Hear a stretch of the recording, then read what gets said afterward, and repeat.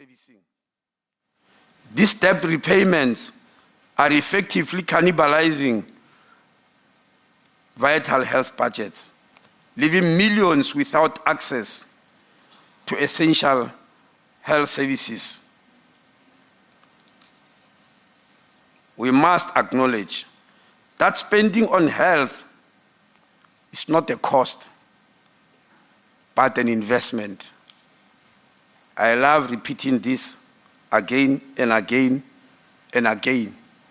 Who believe that healthcare financing is an expensive business.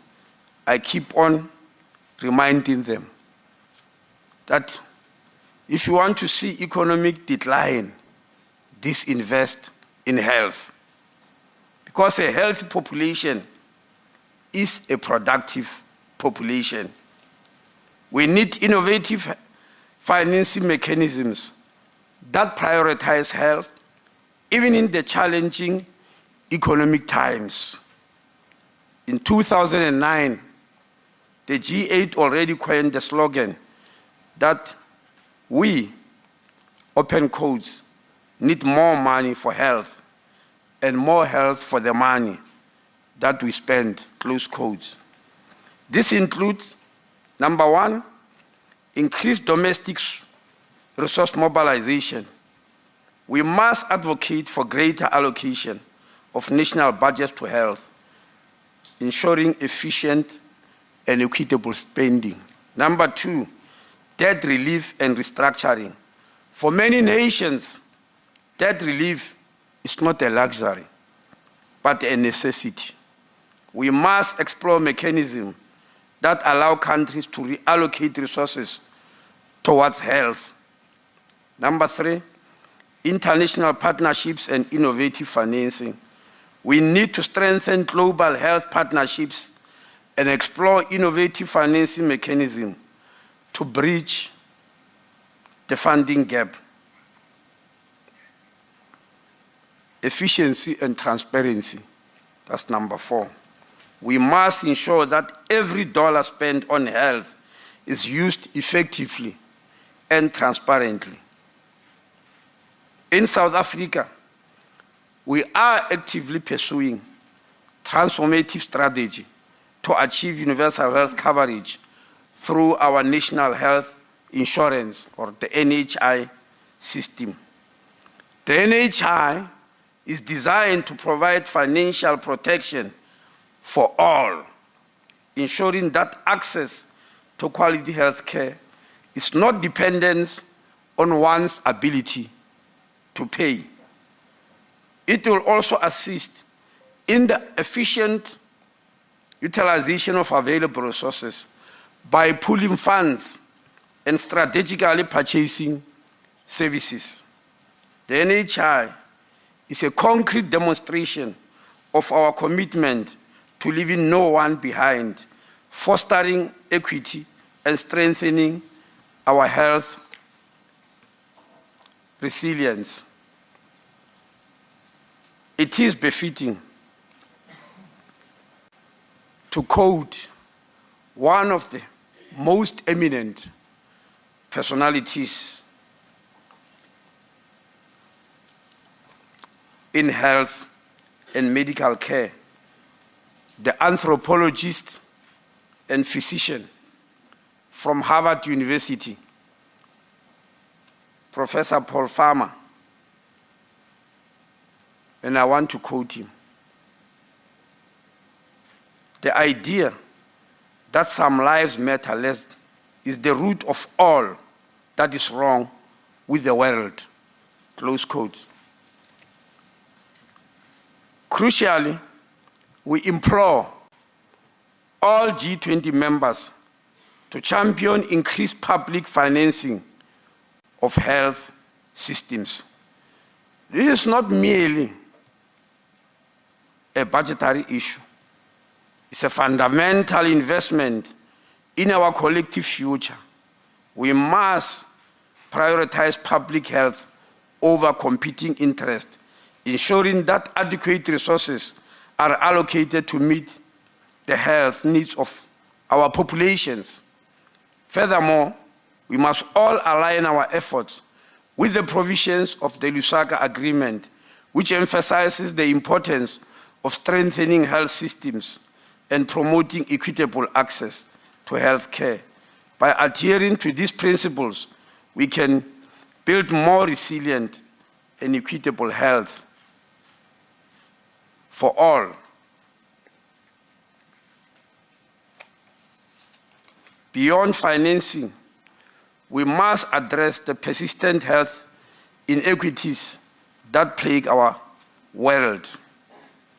Non-communicable diseases are a growing burden, particularly in low and middle-income countries. We must accelerate efforts to prevention and control, focusing on multilateral approaches. Specifically, we must be doing the following: alleviate financial burden, restrict unhealthy food marketing, finance emergency health services, and accelerate cervical cancer elimination, the only cancer which is preventable. As we look ahead to the upcoming United Nations high-level meeting on non-communicable diseases, the agencies to stem the rising tide of these preventable conditions cannot be overstated.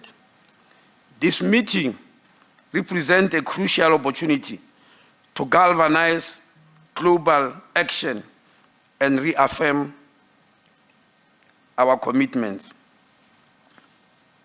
The discussion within G20 Health Working Group, particularly regarding health financing, multi-sectoral approaches, and the social determinants of health.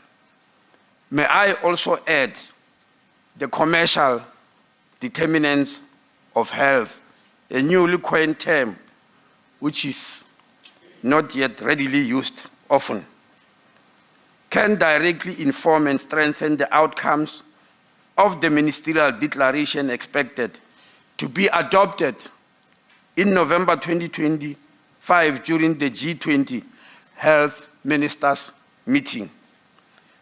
By sharing best practices, advocating our policy changes, and committing to concrete actions on issues like regulating unhealthy food marketing and promoting healthy lifestyle, the G20 can play a pivotal role in shaping a robust global response to non-communicable diseases and ensuring that the United Nations high-level meeting delivers tangible results.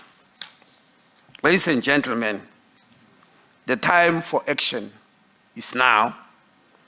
We must move beyond dialogue and commit to concrete steps. We must prioritize health financing, address inequities, and work together to build resilient health systems. South Africa is committed to collaborating with all the G20 members to achieve our shared goals. Let us work together to ensure that health remains a priority, not a commodity, especially during these unstable economic times. I wish to end again with a quotation by Paul Farmer, and I open quotes. If access to health care is considered a human right, who is considered human enough to have that right? Close quote. I wish you a productive and successful meeting and look forward to getting succinct recommendations from these critical deliberations. I thank you.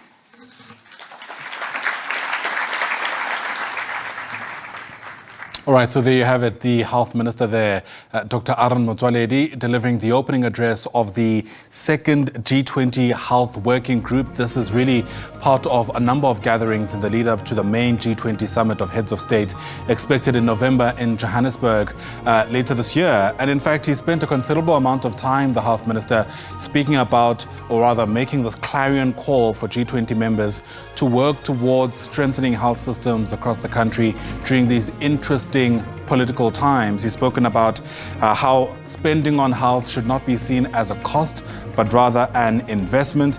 In fact, he's gone on to say that if you want to see economic decline in any country, take money away from health, and that will be the consequence.